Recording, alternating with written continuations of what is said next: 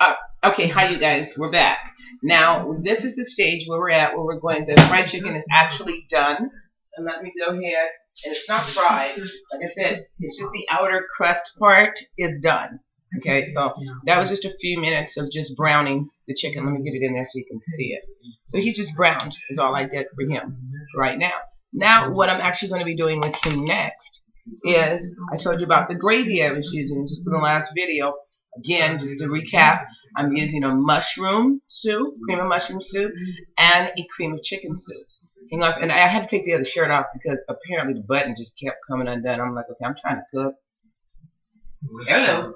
All right, so what we're going to be doing right now is, I'm going to turn the camera down so you can actually watch the work I'm doing here. And what I'm going to be doing is flat out, see if we can get you in there, okay? I'm going to just be smothering it, just exactly how we talk about. And this is it. I microwaved the two soups together, so they're a nice creamy consistency. I only used about maybe, not even a half a cup of water, about maybe like right less than that, a little less than that. You can use a half if you want it to be more, but I kind of like it to be a thick gravy like you're seeing me do here. So this is how I like him to be. Once I'm done with this, I'm actually putting him in a little countertop oven. And that's just how easy this dish is to make. I don't even have to use the big gigantic oven.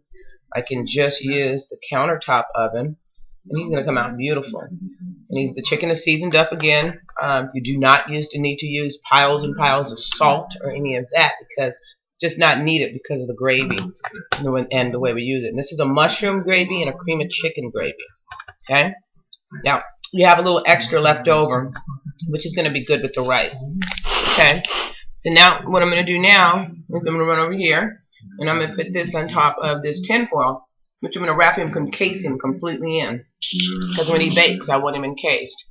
So you can actually see me do that, okay? We'll go over and do that right now. We're encasing the smothered chicken, baby. And this is the encasement that we're doing right now. This is the encasing of the smothered chicken, baby. Okay. You know I'm crazy, right? But I do me, you do you. Yeah. Okay, so this way, he's completely encased. Now I'm going to cook him. Plus, he won't make a mess if he drips, which he will. So he's going to do a lot of dripping. And then that's it. Now my smothered chicken is completely encased in tin foil. Do not use any special, expensive stuff or anything. I'll put him on in this little thing right here. I have him already turned up to 350 is what I'm doing today. He's on bake. And I timed him. He's going to go in there for 30 minutes and let him rock and roll. My next step that I'm doing is, of course, I've got the rice already, the water boiling for the rice already. So the next step that I'm doing is going to be my green beans, in which what I did with my green beans is I actually took them just like this, used a kitchen cutting thing, and just clipped the tops off my cutting little scissors. That was it. I didn't sit back, like in the 20s and just snap. I don't feel like it, okay? Just snap them off with some quick sharp scissors. It takes 2.5 seconds to finish that up. And what I'll be doing next is preparing the pan for it. Now what I like to do, and this is not no joke, I like to put a little bit of the grease that I use to fry the chicken in. I coat the bottom of the pan with that, just a little bit, not a whole bunch, but it does give flavor, and I'm with it. So what we'll be doing is I'll be using just a quick ladle. And I'll take some of this, just a tiny bit, as you can see. I'll show you how much. And I'm just going to put just a little bit on the bottom of the pan. Just that's it. Just to give them a little soaking. Mix him right on out there. Because when I cook my rice, you need to put sometimes like a little salt or maybe a little margarine or grease or something in there just to keep your rice fluffy. Well, I found out that if I'm doing this, all I have to do is take that spoon, rinse him right in the hot water. It gives it enough of the consistency of oil so that the rice comes out fluffy without contaminating it as well.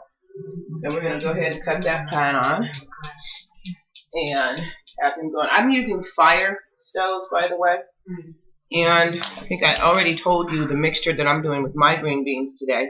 I'm going to be doing the green beans with the cabbage and my onion. And I'm going to be honest with you, I have lost my onion. What I do with my onion, man?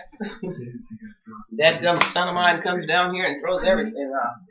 Okay, I have a runaway onion. I don't have any clue where he ran. So what I'm going to have to now do is just go grab another. Maybe I'll put it back in the refrigerator. I don't know. But I'm going to get that for you real quick so you can see how that looks. Okay. And runaway onion. Where could you have gone? I thought I was going to use red onion, you guys, but I decided I'm going to use white. I'm going to use white onion. Your regular white onion. Take you back down here to the table where I'm going to just chop him up sideways. I don't even really worry about all this kind of stuff. Just get him off and get him up there. He'll rock and roll just fine for me. That's about it that I need to take off because I'm not using a pile of onion. Okay, so you can see what I'm doing here. I'm going to go ahead and this is actually going to be enough onion for this amount that I'm cooking. It's going to be completely enough. And that's going to go along with my green beans. Now what I'm going to do is slice, slice, slice, slice. And this is going to go right here with these green beans that are going to go in the pot for a quick cook. I probably will put a tiny bit of tad bit of margarine in there. I don't know. We'll see how the pan's going. But this comes out really good. On top of this, I'm going to put a little of that red cabbage I was telling you about. And this is going to get cooked together. Now, as far as seasoning goes, I'll wait till I get it in the pan, but I do put a little bit on ahead of time. So you can see exactly what I'm making here. Okay? And this is how I do it. Let me get the garbage out your way so you can check it out. But this is precisely how I actually cook this up. And it's a very easy dish, very easy vegetable dish. My daughter is, my stepdaughter Kamea is vegetarian due to a disease that she had given from birth. So what we'll be doing, we'll be just rocking with that. I'm going to put a little bit of sprinkles of garlic in and out of there, just like so. And there he is. I hope you can see him good, but those are really easy vegetables that will be excellent at this meal. Everything will be done on time together. So again, hope you can see that, how that came out. These are the green beans with the red cabbage and the onion. And we're going to walk that right over here, smack him in the pot. Okay, there we go. You see what I'm doing? Alright, so I'm just going to go ahead and just pour them right on in there.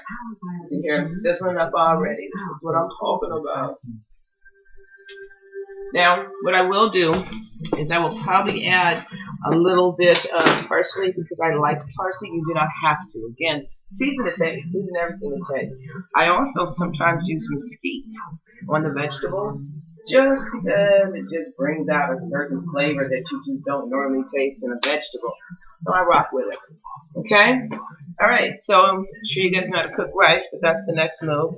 Next video will actually show the complete meal finished and cooked. Okay? Alright. In a minute.